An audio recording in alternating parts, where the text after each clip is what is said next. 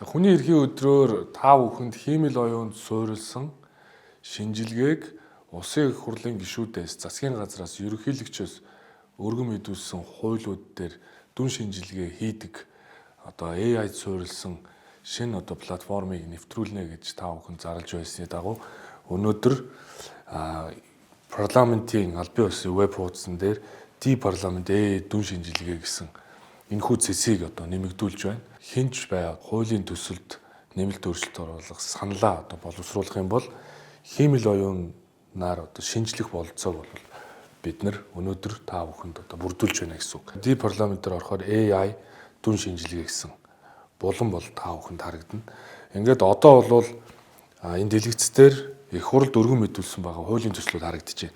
Жишээ нь эдийн засгийн эрхчлөөний тухай хууль. Эдийн засгийн эрхчлөөний хууль бол өөрөө AI дээр дүн шинжилгээ хийж одоо их хурл өргөн мэдүүлсэн хууль. Жишээ нь худалдаа аж үйлдвэрийн танхимын хуулийн дээр шинжилгээ хийя гэвэл одоо ингээд шинжилгээг шууд AI дээр хийж гин гэсэн үг. Үндсэн хуулийн 16 дугаар зүйл буюу энэ нөгөө эрх хэрэгчлөлийг зөрчсөн үгүй гэдэг дээр нь зөрчилдөөнгүй байна гэж үзэж зөрчилдөж болзошгүй буюу үндсэн хуулийн 16 дугаар зүйл дотроос нэг заалт бол зөрчилж болзошгүй байна. Шууд зөрчилж байгаа бол заалт байхгүй гэсэн ийм дүгнэлтийг бол харуулж байна.